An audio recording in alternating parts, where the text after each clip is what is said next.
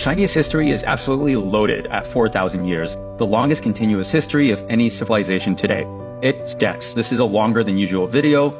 I never thought I would be learning it, but Confucius say, we gotta do this video, and here we are. It's not that bad because we're just going to focus on the 7 biggest dynasties that define China and skip over the smaller ones like I skip over watering my houseplants. Let's break it down.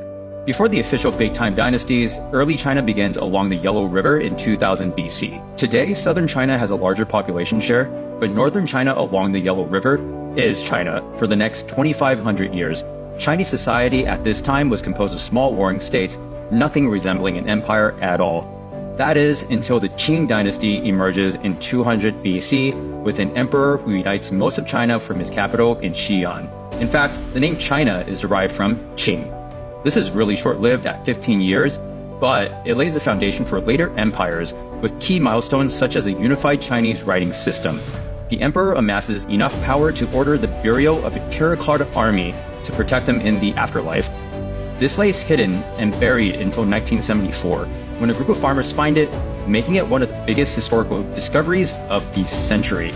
Immediately after, the Han Dynasty comes to power and lasts for a whopping 400 years. Chinese civilization rapidly advances, inventing paper, and the government is focused on Confucian values and scholarship. Scholarship remains in the Chinese DNA for a long time. That is why I, as an Asian American, was supposed to be a lawyer or a doctor, but instead, I'm just a failure. The Han Dynasty plays a significant role in establishing the Silk Road, a network of trade routes, not just one, which connects China with the West. This dynasty crumbles in 220 AD when, like a lot of civilization, China starts falling apart into the Dark Ages. It's chaotic, there's no one running the cash register at Panda Express. It is a freaking mess until we get to 618.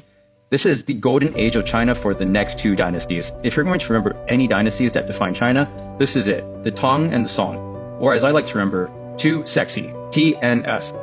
China is hitting full stride during this period, advancing farming techniques which lead to increased rice output. More rice means people are making more babies, and the population finally starts shifting south. In the Tang period, Chinese culture reaches its peak, with literature, art, and technology flourishing. High-quality porcelain and silk become major exports to the West. In the Song period, innovation and the economy are booming. Gunpowder and the compass are invented. The merchant class rapidly ascends during this peak time of economic prosperity. Finally, the Song period falls as they face military challenges, namely Mongol invasions from the north. Genghis Khan's son Kublai Khan takes over and establishes the Yuan dynasty, the first non-ethnic Chinese dynasty. They do keep most of the administrative structure and even host Marco Polo during his visit from Venice. 100 years later, the Yuan dynasty is overthrown by the Ming dynasty. This is the 3rd most significant dynasty in Chinese history. The capital is going to shift from Nanjing to Beijing, and most of the big tourist sites that you see in Beijing are constructed during this time, namely the Forbidden City. And the northern wall to protect against Mongol invasions, didn't do a great job as scattered pieces of walls and forts. This was finally fortified into the Great Wall of China, taking the form that we see today. Finally, during this period, China's most famous seafarer, Zheng He, led explorations to explore the southern seas, reaching as far as East Africa. However, after his death, the Ming dynasty shifts into a policy of isolationism in 1433. This policy, as history proves, is a terrible path to go down, especially as Europe starts to innovate at this time during their age of discovery. So, while that Great Wall is pretty great, it doesn't prevent the northern Manchus from invading in 1636, establishing the last dynasty, the Qing dynasty. The Qing emperors were very capable. They expanded China to its greatest territorial extent. But by this time, the European powers were rapidly establishing extensive trading outposts throughout Asia, leading to discontent and trade imbalances weakening the central government.